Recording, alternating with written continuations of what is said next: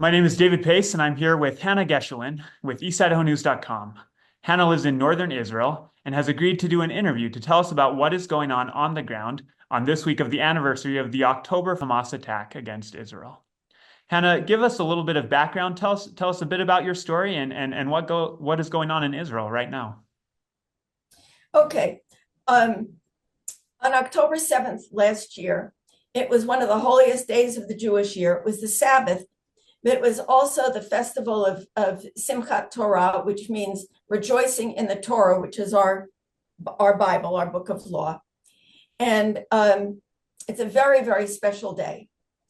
And I was on my way to a synagogue, and a neighbor who's not religious stopped me. I was with a neighbor, and another woman stopped and said, "We're at war." And that was the first we had heard about it, because on the Sabbath and holidays, we don't turn on electricity on and off. And so we hadn't heard this. And the little synagogue that I was going to is in a community bomb shelter. So we went downstairs and we heard the sirens going off. There were missile attacks that morning in our area. And then after the holiday ended that evening, we learned what had happened. What had happened was that 3,000 or 4,000 Palestinian Arabs, terrorists, some of them actually members of Hamas, many of them just citizens, broke through the fence between Gaza and Israel and massacred people. And when I say massacred, I mean absolutely brutally massacred. They broke into homes, they raped young women, and then killed them. They beheaded babies and children. They burned children, babies. They took babies, put them in ovens and turned the ovens on high, babies that were still alive. They killed mothers in front of children and children in front of parents. They utterly destroyed parts of several communities. And then they went on to a music festival that was happening, and they killed 1,000 participants, or about that. They just came through and they just mowed people down, and they raped people there, and they took over 200 people as hostage, including the youngest was 10 months old or 9 months old at the time. This was an absolutely unprovoked attack, and it had been planned for quite a long time. And that's what started this war. So Israel really had no alternative but to end Hamas. So let's go back a few years. In 2005, as part of what was called the Oslo Accords, which was trying to find a two-state solution, as a country for the Palestinians and a country for the Israelis.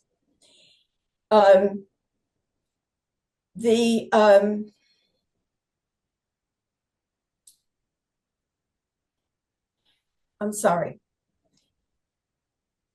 Israel had settled in the Gaza Strip. There were Arabs and Jews living, not side by side, but in adjacent communities. The Israeli communities mostly were farming communities, and they hired Palestinians as workers. People seemingly got along very well. I taught English as a second language in Pocatello at the, I taught that for the last 10 years of my career. And I had a Palestinian student when I was living in Dallas before I moved back to Pokie, who told us that he had he was from Gaza, and he had worked in a hotel in the Israeli city of Ashkelon for a number of years. He was about 28, and since he had graduated from high school, he had worked in the hotel in Israel, and he said he got along fine with everybody. The Israelis, the Arabs, they all got along fine. But in 2006, when Hamas was elected, to rule Gaza. The travel was, the border was closed. He lost his job. And it was at that point he decided to come to America. He got refugee status, came to the United States, and was learning English so that he could get an education and get a job. And he said to me that he hoped that there would be peace and he could go home and as an engineer help his people. But meanwhile, he was going to live in peace in the United States. So Israel,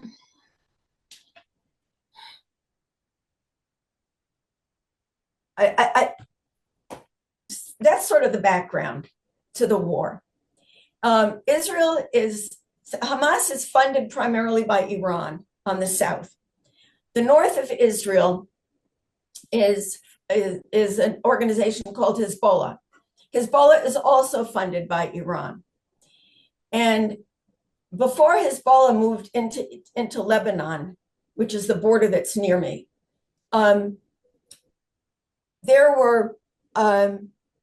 Lebanon was known as the Paris, or Beirut was known as the Paris of the Middle East. It was a Christian country, had a mixed population, but it was primarily Christian, had been Christian for practically 2,000 years. The most liberal country in the Middle East outside of Israel. But then Hezbollah moved in and started a war, and massacred the same way that they massacred the Jews on October 7th last year. They massacred the Christians in Lebanon, in southern Lebanon, and took over. And at that point, Israel had absolutely no argument with Lebanon. But Hezbollah came, and before the war, they had 150,000 missiles that they planned to use against Israel.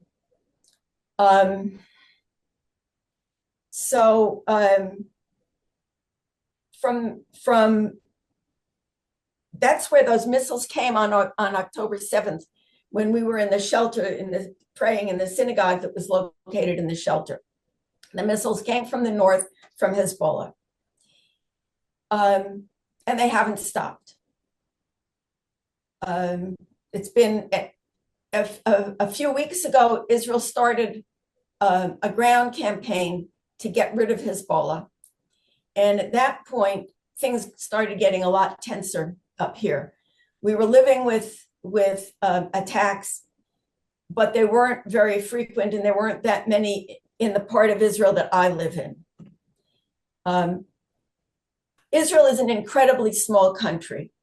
In my blog that you mentioned last week, I posted a couple of pictures, one of Israel compared to California and one compared to Vietnam. So you could see just how small this country is, and why some Americans have said we should just let Hezbollah move into the north and just secede a little bit of land. We can't. We don't have enough land to secede any. And if we secede any more now, in another 5 years, they're going to come and push us farther back. Hezbollah's charter, Hamas's charter, is to utterly destroy Israel and to take over the whole land, kill all the Jews, and be part of an Islamic caliphate, which means a one world government under Sharia law and the Muslims. So that's the background. That's where we are. Thank you. Tell us a little bit about your personal story, how you came to Israel, where you lived before. You were in Pocatello, Idaho, I know, for quite some time, and tell us a little bit about your background as an Idahoan and how you became an Israeli Jew. Okay, so my story as somebody interested in Israel goes back to my father's mother. My father's mother escaped with her family from the Ukraine around 1883, 86, I don't know, right there, the end of the 19th century. They were being killed. She remembered being put in a laundry chest along with some of her younger siblings because there was what was called a pogrom, which was a raid very much like what the Arabs did in Russia. And it was after that that the family just took what they could and came to the United States. As a young woman, to shorten the story, she was in an organization that called Hadassah, which today runs the largest medical center in the Middle East, serves everybody, regardless of nationality and race, religion. It's just an open, it's a very, very, very fine hospital. They do a lot of fine research.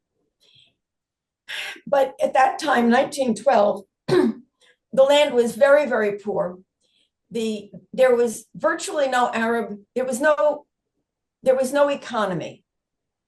The land was ruled by the Ottoman Turks. They had deforested the land to build railroads from the trees. The dirt had washed down into swamp and turned rivers into swamps that were full of malaria. And the Jews were leaving Russia and the Ukraine because they were being massacred there. And they came to this land, which is our historic homeland. There's always been Jews here since about 3,000 years before, 3,000 years ago. Yeah. And the Romans came and took a lot of Jews as slaves. The Babylonians before that came and conquered and took a lot of Jews as slaves. But there's always been Jews living here. And we've prayed to come back, prayed every day to come back. We prayed for the safety of Jerusalem. So Jews started coming back from Europe, which was an impossible place to live at that point. They drained the swamps. There was a high cost to health. A lot of Jews died because of malaria. My grandmother heard a speaker who had been here in Israel, which was then, like I said, it was called Palestine by the British. And the speaker said, the children are dying. There's no health care. The group that the speaker was representing wanted to raise money to send a few nurses with Western knowledge and materials to save the children. And so they did that. My grandmother's group joined with this, and she was absolutely, her whole life, she worked to support medical care in this place. The Jews also brought an economy. They started buying and selling and doing business like they had done in Europe. And between the business that they were doing and the improved healthcare, Arabs started to move from Saudi Arabia, from the area we call Jordan, Iraq, Iran. They started moving in because life was easier because of the economy and the healthcare. I heard all of this as a child. I grew up with the stories from my grandmother. I was not religious at that point. I became religious after I lived in Pocatello the first time. And I will say this, that one of the reasons I got religious was because my two closest friends in Idaho were both very devout. And I admired their religious convictions, their Christian convictions, and their Mormon convictions. And I decided to look for that kind of thing in Judaism. And that was, so kudos to Eastern Idaho for putting me on this journey. That's awesome. Towards my religion. But I was very strong culturally and very strong supporter of Israel before that. So after I was divorced in 2010, I was not very happy in Texas, and I moved back. My mother was very old, and I wanted to spend time with her.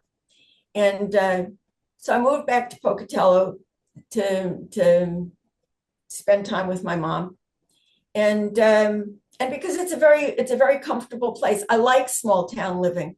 It's very hard to be an Orthodox Jew, which is what I am, without the infrastructure. You need the kosher butcher, you need the synagogue, and there isn't anything like that in a small town in America. It's all the big cities. That's where there are concentrations of Jews in New York and Chicago, Los Angeles, Miami. Okay. I didn't want to live in a place like that. So I moved back to Pocatello. I I find the LDS very comfortable for a Jewish person to live with. Our basic values are very similar. Family and honesty and modesty and putting God first. All of those things are what traditional Jews focus on. So I moved back to Pocatello, but I got older. My mother was in the hospital a time or two, and I realized that there wasn't going to be a future for me as a Jewish woman if I stayed very long. So I thought, well, I'm going to stay here until my mother passes, and then I'll move. But my mother, who adored her mother-in-law, the one who was from the Ukraine, said to me, I want you to go. I want to die knowing that you're where you want to be. So I came. I came back here. I found a small community that's in the mountains, like Pocatello. Only here we're on the tops of the mountains and not in the valleys, but it's still mountainous. And it's small and it's friendly. It's more like Pocatello was when I lived in Pokie in the 70s, where even if you don't know people's names, you recognize their faces. And so I've been very comfortable here. I've made a lot of good friends here. Excellent. Tell us a little bit about your experience. You're a retired teacher, is that correct? You have a master's in education? Right. I've done a lot of different kinds of things. Most of my work was involved in writing and editing. Okay. When I was in Pocatello, the first time I worked for the Department of Health and Welfare, and I substituted a couple of years in District 25. I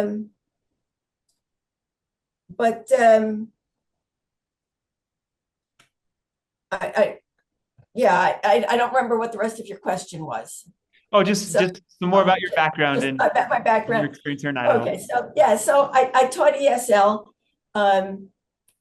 Pocatello, when I moved there, had a school affiliated with ISU, teaching foreign students, preparing them to go to the university in America.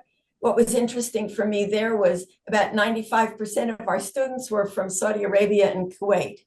Wow. Which was a real experience for a Jewish girl. What was very interesting to me was that I look a whole lot more Arab than the average Idahoan.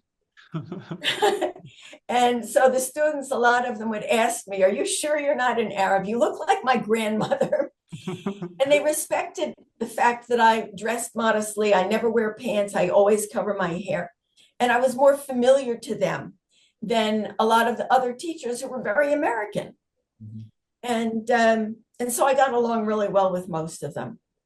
So it was an eye-opener for them and an eye-opener for me. Excellent. So it sounds like you've built these kind of cross-cultural relationships throughout your life and career even, and your family. You've been a very diverse family and been in different parts of the world and had the opportunity to still live your culture and practice your religion. And what was that final draw that made you make the decision to move back to Israel?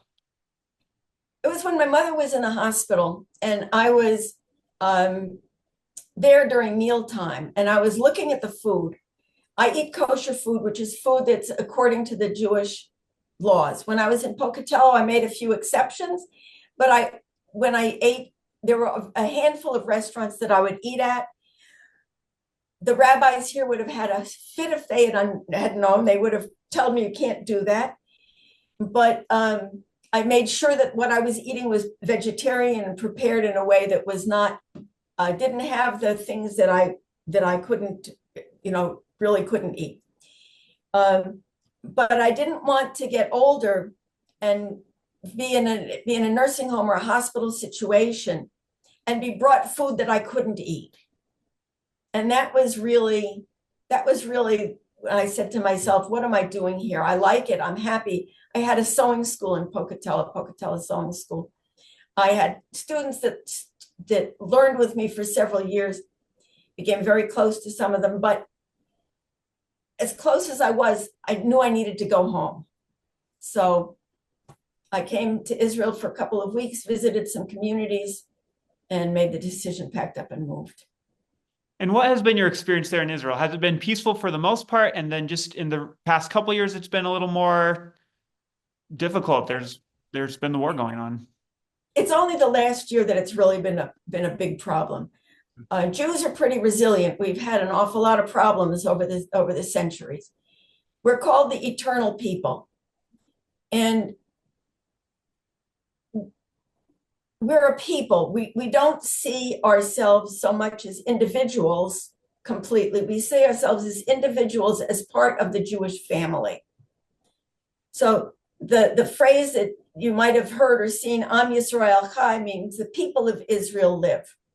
And it's the eternal people. And there's a sense here that the people of Israel will continue, the Am Yisrael will continue, no matter what happens, because we're eternal. So there have been terrorist attacks continually, but they've been small. They haven't been, we didn't have missiles in my area. In other places near the panhandle, Idaho has a panhandle on the west, Israel has a panhandle on the east. And that's the area that Hezbollah has been attacking the most. Where I've lived, it's been basically quiet. A couple of years ago, in fact, friends took me up for a picnic. We went up, well, they had actually a party for their daughter in a state park sort of thing that's right up against the Lebanese border. I mean, that's how how peaceful it has been by and large. But we've been threatened. It's been peaceful to live, but most of the time, we've been threatened continuously. So describe the changes that you've seen in the past year. After the October 7th attack, about 1,200 Israeli Jews were killed in that attack. Not just Jews, Arabs, Christians, and foreign workers, all kinds of people. Anybody who was on the Israeli side that they could kill, they killed. And there were Americans there as well. Is that correct? There were Americans, right. Okay. We have dual citizenship. Okay. I am both an Israeli citizen and a US citizen, which means, by the way, that I'm obligated to pay taxes to the United States on certain income. So they're going to get you either way. Yeah. So talk about how the Israeli public has responded to the hostage situation where 250 people were taken from that music festival and brought into Gaza. Some of the families of the hostages who are basically blaming the government, the Israeli government, for the hostage situation, and think that our government can get the hostages back. And they've been demonstrating.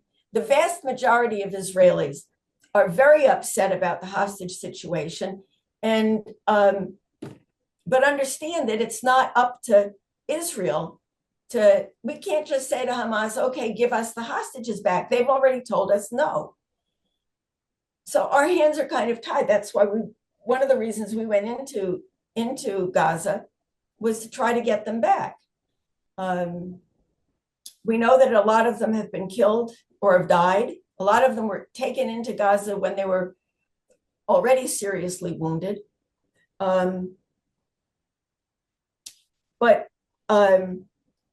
we've done everything that we know how to do to get them back. I mean, there's a huge amount of prayer, a lot of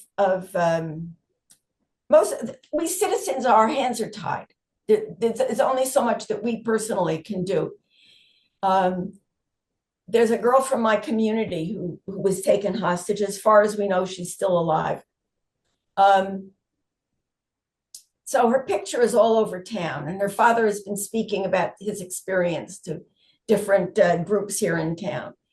I had a sewing student last year, an adult, who just by the grace of God wasn't involved in that. There was an army base that was overrun, and my student's boyfriend was stationed at that army base, and he was due to complete his 3 years of required military service on that Saturday, October 7th. That was supposed to be his last day.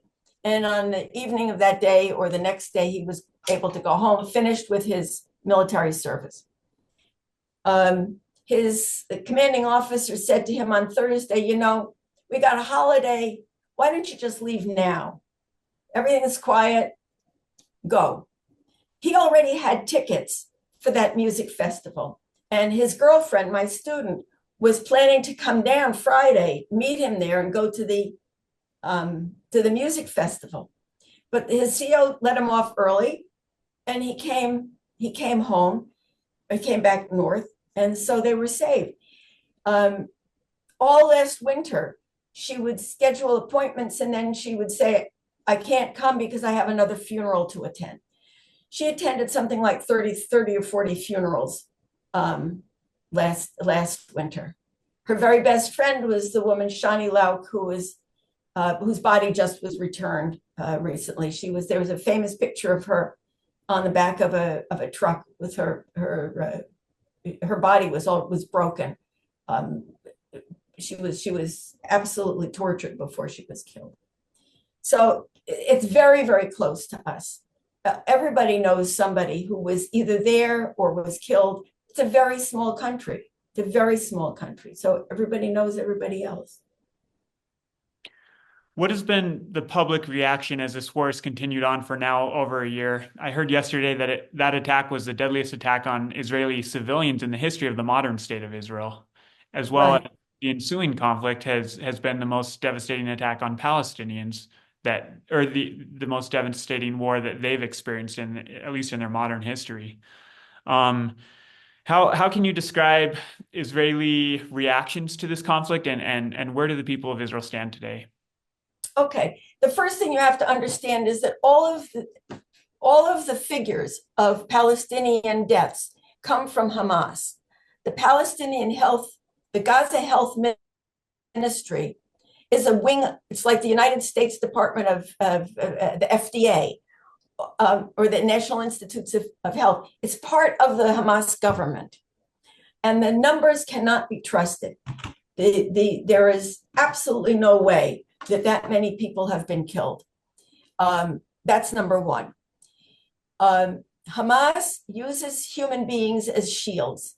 They have put my friend's brother at the Passover holiday. He was home on leave from Gaza, and he told me that they were going into houses and they were finding tunnel entrance. You move the baby crib aside, and there's the entrance to the Hamas tunnel.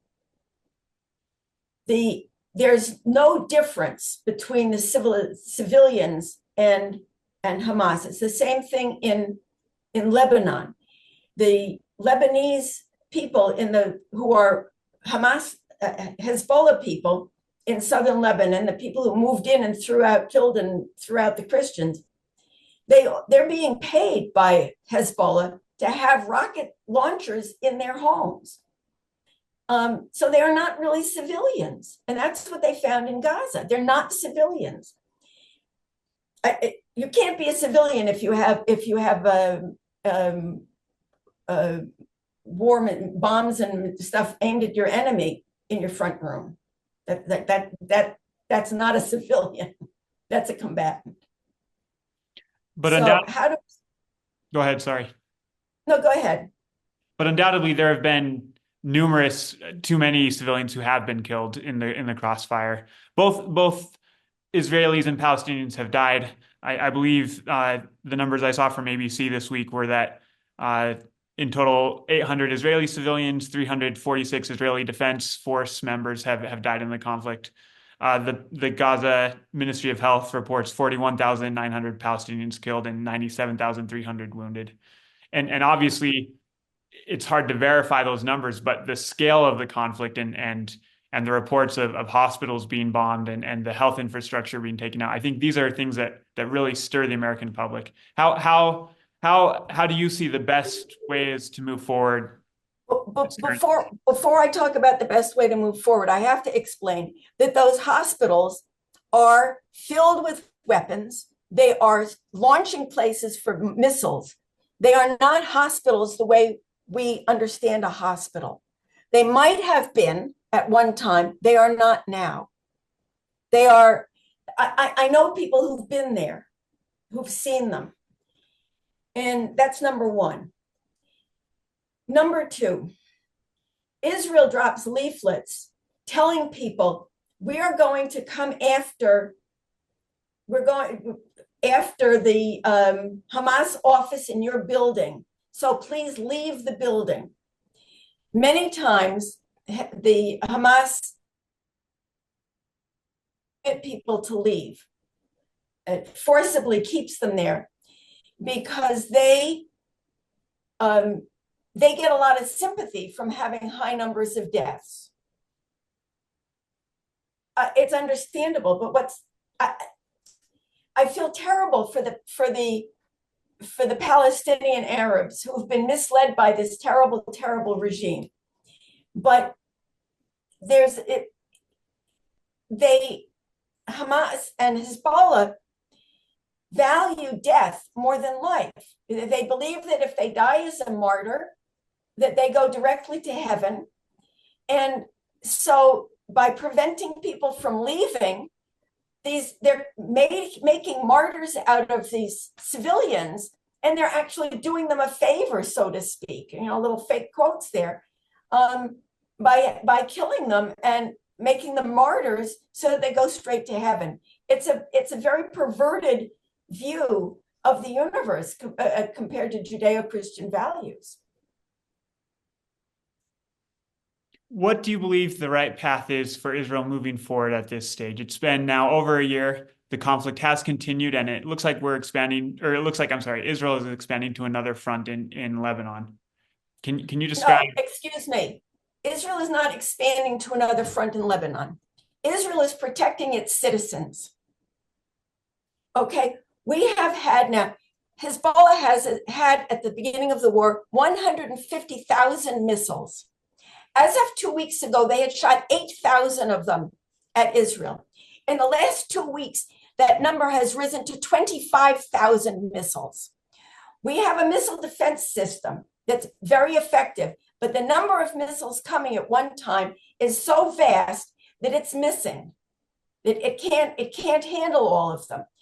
Now, we do have an extraordinary low number of deaths and of injured.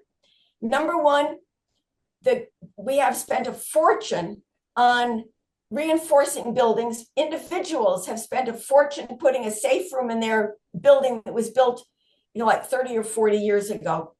And new buildings, all are built with a column of rooms. They're apartment buildings that are safe rooms, very reinforced, very, very thickly reinforced rooms to protect people.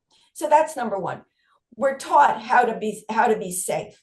The Army sends people into the schools to teach the children, not just about bomb shelters, but about earthquake safety and fire safety. And they do a whole, like a half an hour program for, 8-year-olds, 9-year-olds, on what to do if there's this kind of problem, what to do if there's that kind of problem. So we as citizens are prepared for disasters. But Israel is not opening a front. Israel is protecting.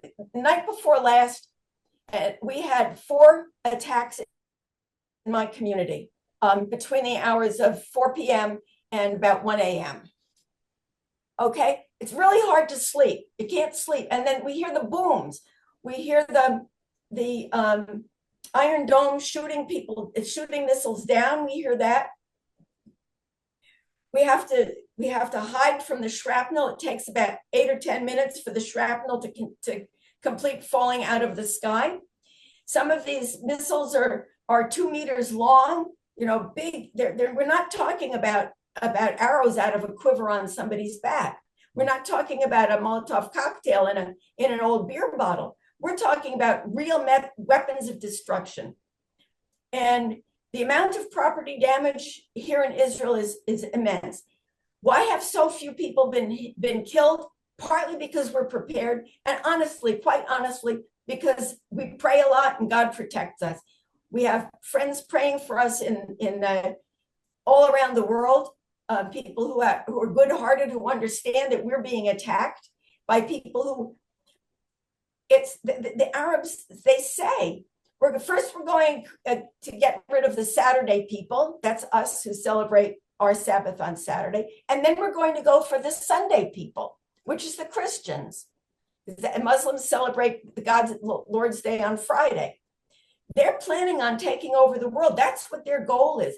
We are not attacking them. Our army is protecting those of us who live on our northern border. And I have to tell you, the amount of land that Israel has now is a small fraction, like 10% of the land that was promised to us 110 years ago by the British, which is the ancient land of that belonged to the Jews. And it keeps getting cut down and cut down and cut down and cut down. And we're living in a small bit, and we said, fine, if this is all we have, we'll live here in peace. But we aren't able to do that. Do you believe a two-state solution is possible or feasible, or is the right course of action to pursue? No, it's absolutely not. It has never been the right thing to pursue, because you cannot have a neighbor whose charter, their constitution, says the number one goal is destruction of you. How can you do that? How can you have a free country that says our purpose is to destroy your country? We can't agree to that. That's ridiculous to think we can agree to that. What solution do you propose in the interim as the war continues and then as reconstruction is necessary in the future? Okay, number one, I think Iran needs the Iranian, what do they call it? IRG, the Islamic Revolutionary Guard needs to be destroyed. That should not be Israel's job. It should not be Israel's job. Hezbollah is the group that was responsible for killing over 200, I think it was 218 American soldiers 20 or 30 years ago. These people are, their sole purpose is to create an Islamic one world government. And people in the West don't really believe this. People in the West are so, number one, insulated from what it's like. And number two, been sold such a crock of garbage that they really believe. In writing my blog, I have read an awful lot of news articles that I had not ever seen before. And it's reminded me of how often there will be a headline in a Western newspaper, American, French, Canadian, British, that says, Israel kills 7 Palestinians. And you read all of the details of these deaths. And in the very last sentence or two, it says, Israel claims that these that they were going after people who yesterday killed 15 people in a shopping mall in central Israel. It's not surprising that people in the West think Israel is the aggressor. The news media, in hand with the United Nations, is pushing this narrative, has been pushing this narrative for 70 years. Do you feel safe in Israel at this point? And do you feel that Israel is in a better place and position than it was a year ago before the attacks? Absolutely. Absolutely. Hamas is pretty much done for. The leadership has been pretty much eradicated. Here in the north, Hezbollah's leadership is done. And people are on the run. A lot of the Hezbollah fighters are running for their lives. Right now, the situation in the north is very, very difficult for us. I have a friend, an Idaho Falls author, Carla Kelly, who writes a lot of historical novels, both about the American West and about the Napoleonic Wars. She has written that the most dangerous time in a war is when the war is about over and you have one side that's leaderless. And that's what we're facing here in the North now. The leadership of Hezbollah has been eliminated, and the people don't know what to do. And so they're doing everything wildly and crazily. And that means like thousands and thousands of missiles sent out, hundreds sent out at one time to different places. So it's very dangerous right now. But that said, it's the beginning of a time when we think we will be able to live in peace. We get rid of these people. If we can go back to living with the Lebanese Christians in control, we'll have peace again. I personally think that we need to do something like the Americans did with Japan and Germany after World War II, where there was re-education. We have people who have been taught from childhood that Jews are evil, that Jews are trying to kill them. They've been fed a whole crock of baloney, but they believe it because they've been taught it since childhood. I was here for a year and a half after college, and in the course of that, I had an opportunity to see a math textbook that had been taken during the 6-day war from a refugee camp, a so-called refugee camp. And it had every picture in the book was showing, like, if you have 3 dead Israeli soldiers and you kill 3 more, how many dead Israeli soldiers do you have? If you have 12 Israeli children and you kill 7 of them, how many are left? Every picture, we're talking about a math textbook that's as many pictures as it is numbers. Appalling. The book was published by UNRWA. UNRWA is the United Nations Relief Works Agency. Their sole purpose is to support the Palestinians until they can return to their pre-1948 homes. Their whole purpose, it's in their charter. I've seen it on their webpage. I think they've taken that down now from the webpage. I think you have to hunt for it now because it makes them look really stupid. But we have people who have been taught for now generations to hate Israelis. I wish Americans would open their eyes and look. We have all of these demonstrations, these riots on campuses, and all of this terrorization of Jewish students. We have some demonstrations of Jews. The other day there was 12,000 people in I don't remember what city. When you have the Arabs, number one, the Palestinian rallies, they're all masked, so these people can't be identified, right? There's no way to identify somebody who all you can see is their eyes. They're rioting, they're screaming, death to the Jews, death to the Jews. Intifada revolution. Intifada means killing the infidels. That's us, that's you too, but it's the non-Muslims. And when you have the Jewish rallies, what do you have? You have people singing and dancing. Open your eyes. Who do you think is being violent and vicious? The people who run through American streets, masked, screaming, yelling, turning a college campus into a cesspool? Or people who, when they get together, they sing and they dance and they welcome other people? Use your brains. We're talking about 2 totally different cultures. It's a psychological principle. I started to talk about Carla Kelly. I don't think I finished. I wanted to say that she talks about the fact that the end of the war, I did say that end of the war is when things are the most dangerous. And that's what we're seeing in the North now. I did say that, I'm sorry. But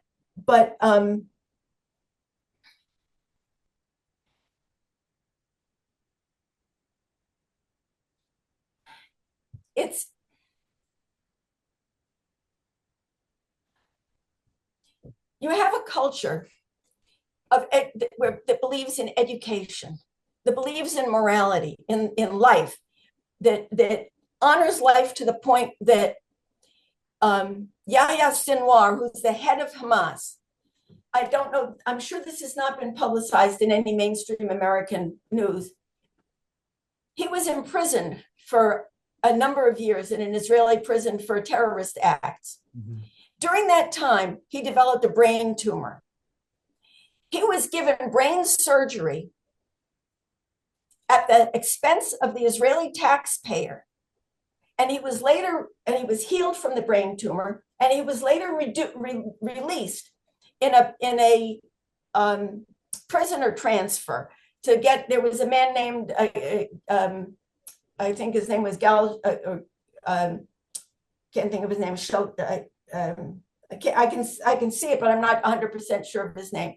He was imprisoned for 10 years in Gaza, and in exchange for him, Israel released, I think, 1,000 terrorists from prison. That's how much we value life.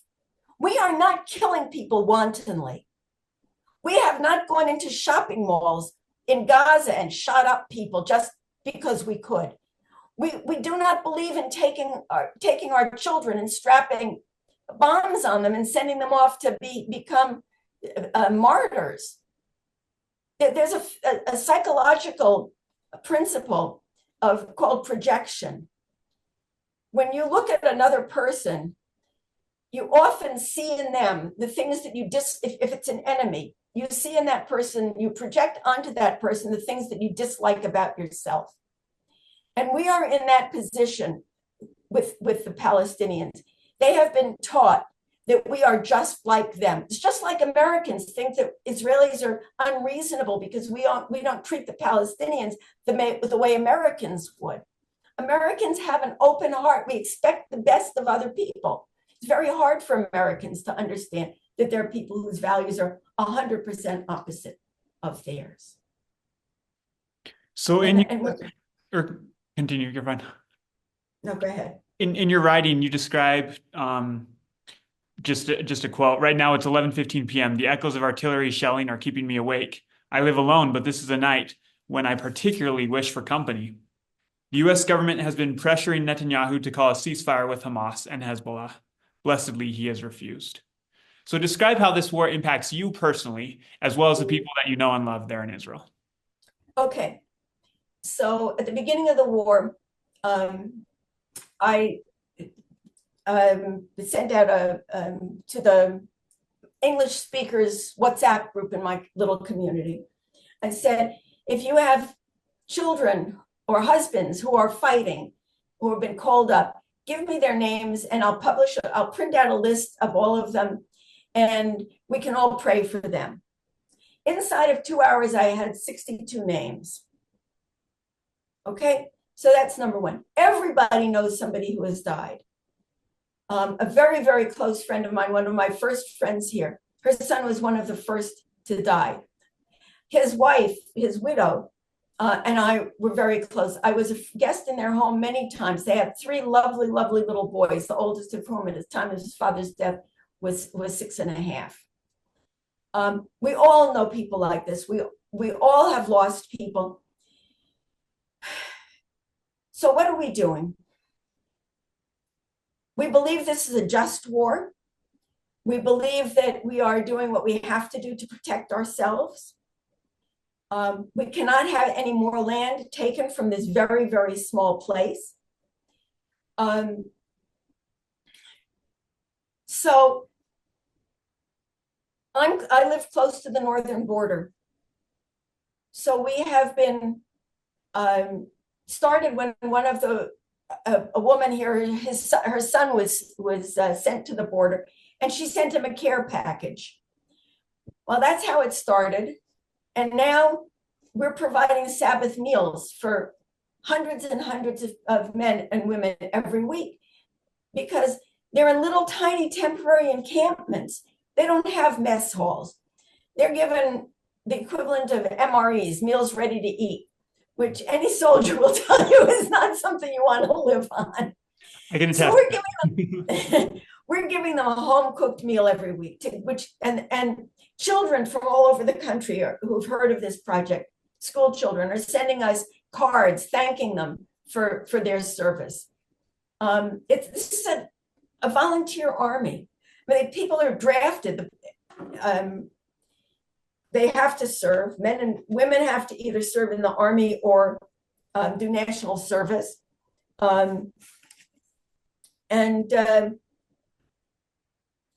There are exceptions, but that's the general rule. And so everybody's involved in one way or another. We have over 80,000 refugees in Israel. We hear about the refugees in Gaza and in Lebanon, but we have people here who've been refugees for the last year.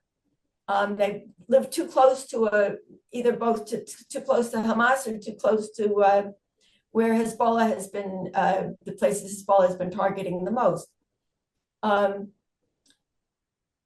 So other groups are providing services for them, providing programs for them, activities for the children. We're trying to keep the children in school, a lot of Zoom classes. We never thought we'd be thankful for the corona, but the teachers learned how to teach on Zoom during the corona. So teaching now is not, they were able to start right away. They know how to do it now. Everybody's life is different. I used to take my bath before the Sabbath. In the last hour, right before the Sabbath, our Sabbath comes in at a certain time, depending on where the sun is and when the sun is setting. I do that early in the afternoon now, because I don't want to be stuck in the shower. I have to run out of the shower full of soap and shampoo in my hair and wait in my hall, which I don't have a safe room. I have a hall that is a little bit protected, but we have to wait there 10 minutes in case the shrapnel falls on our building or comes against the window or something. I don't want to be stuck with shampoo in my hair and then not have time before the Sabbath to get it out and to prepare myself. So that's one thing that I've done differently. I'm cooking for the soldiers. I say a lot of prayers. In the middle of the night, when the booms wake me up, I say psalms. There are certain psalms that are specifically, especially effective at a time like this. Everybody's doing something. Here in the north, in most parts of the country, there's tremendous support for the army. There's tremendous support for Netanyahu, who at last is standing up to American pressure. The West never pressures. They have never yet pressured Hamas and said, you have to release the hostages. No, Israel should call the ceasefire. Israel should give up and let there be time when Hamas can rearm, which is what a ceasefire means. It means cessation of hostilities, which means that it's a period when people can bring in more armaments without being attacked, without having their supply disrupted by howitzers or attack Apache airplanes or helicopters or something.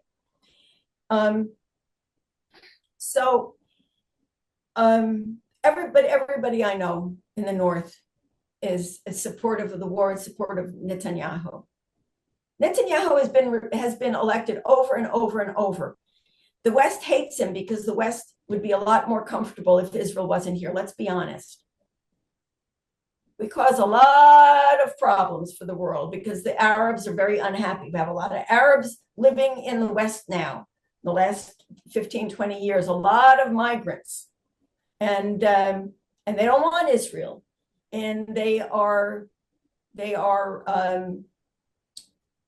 disrupting politics in a lot of places. And they come in with a different agenda than people who were raised in America. And but so they're making trouble for politicians. So the politicians would just assume that the whole situation would disappear. And the way they're doing it is by pressuring Israel to give up more and more and more.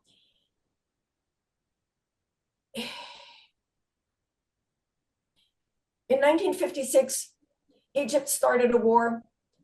Israel got conquered the Sinai right down to the Suez Canal. Western pressure was tremendously strong and forced Israel to give the land back. In 67, Israel won a whole lot of land. The Oslo Accords, the accords beginning even in 67, the UN Resolution 242 told Israel they had to give back land that was part of that land that the British promised to us in 1917. And we lost it during the War for Independence. We regained it in 1967 at the Six-Day War. And then we were forced to sign these commitments to turn it back over to the Arabs. There are 56 or 57 Muslim nations in the world. There's one Jewish nation in the world. If we weren't here, life would be simpler.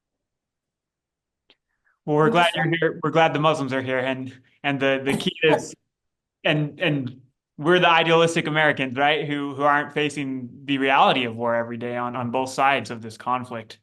As the conflict has escalated recently along the northern front, on September 17th, the handheld pagers and walkie-talkies detonated in Lebanon, killing 37 people and injuring about 3,000 individuals, according to the Lebanon Health Ministry, as reported by CNN. Do you believe this type of warfare is justified given the attacks and rocket fire that you're facing from Hezbollah in northern Israel on a daily basis? I think when a country is attacked, it can do anything at all to protect itself. This is a defensive war. This is not an offensive war. We are fighting a defensive war. We're defending ourselves against people who want to kill us and who have tried their best to kill us. I think anything is legitimate in that kind of situation. Unlike what happened on October 7th, when you had people perfectly happy living alone, living in their homes, not having any animosity towards the people who, the village.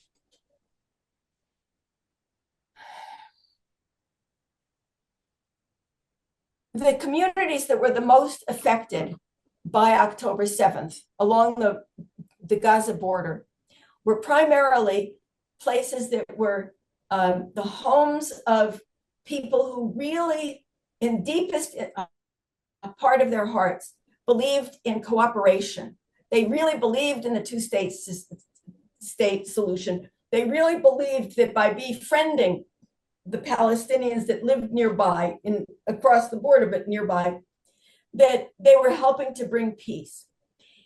What happened was people who had worked for these families, some of them for 10 and 15 years, they documented all kinds of information about the homes and the people. They gave it to the terrorists so that the terrorists knew how to get in, where there were dogs, where there were unfriendly dogs, where there were friendly dogs, how many people lived in the house, where the safe room was, all of these details, which made the massacre much, much easier. These were people who had, especially the elderly people who were no longer the retired people, people don't understand the border was open. I mean, that you had a checkpoint, but thousands and thousands of Palestinians used to enter Israel every day from Gaza to go to work. And they abused the privilege. They abused it by using what they knew to murder. So this is a defensive war. This is not an offensive war. Contrary to what the Arabs would have you believe all kinds of crazy things that aren't true. Do you feel that the death of Hassan Nasrallah, the leader of Hezbollah in Lebanon, is this going to destabilize the Middle East further and cause Iran to become further involved and cause a wider conflict? Or do you believe that this was proper action? Number one, it was absolutely proper action. There was a demonstration in Toronto of Lebanese who had a street party for the Jews because they were so grateful that he was killed. In Syria, they've also been celebrating Nasrallah's death. This was a man who was loved by Hezbollah and was hated by everybody else. Is it going to cause a wider conflict? I have no idea. I just know that the United States is largely at fault for the problems with Iran. and has been for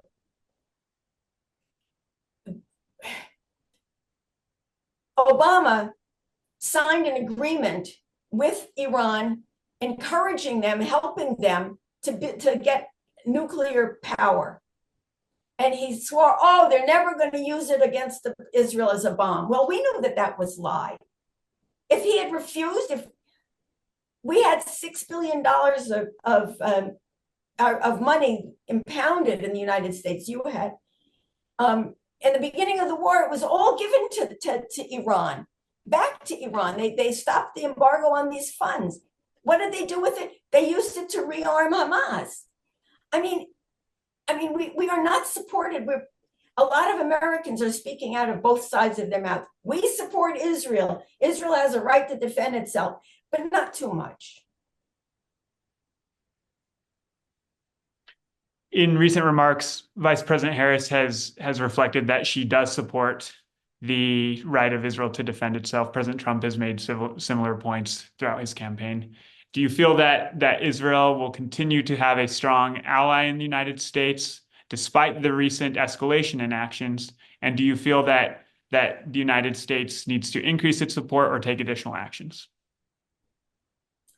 First, I think it's important to say that the Biden government has, within the last few weeks, given $385 million to Lebanon, which is going to Hezbollah, okay, to help their refugees. All right, they have not given 1 cent to Israel for its refugees. Okay, so I can't answer your question. I have no idea what's going to happen. I think that we all think here in Israel has been buying armaments from the United States. There's a lot of misunderstanding about the foreign aid that Israel gets for defense. It is money that Israel theoretically gets, but has to spend in buying armaments in America, which helps the American defense industry. The money is given to us and it comes right back to the United States. It's not money that we spend here building our own armaments. The feeling is very strong. We need to be less reliant on the United States and on the West. And we have to just be much more taking care of ourselves a whole lot more. What's going to happen? No way to know. No way to know. Syria is talking about using poison chemical weapons against us. Assad killed over 200,000 of its own people in 2017 with poison gas. He's been threatened to use that. The mullahs in Iran are threatening to use an atomic bomb that they're working very hard on us. I have no idea what's going to happen. Why do I stay here? Which is probably your next question. Why don't I come back to Idaho? We're getting there. These are my people and this is my home. Excellent. You shared that very strongly in your latest blog posting, and you shared what that drives and what that identity is as an Israeli Jew and as an American Jew as well. Why do you feel that it's so important that you stay in Israel at this point?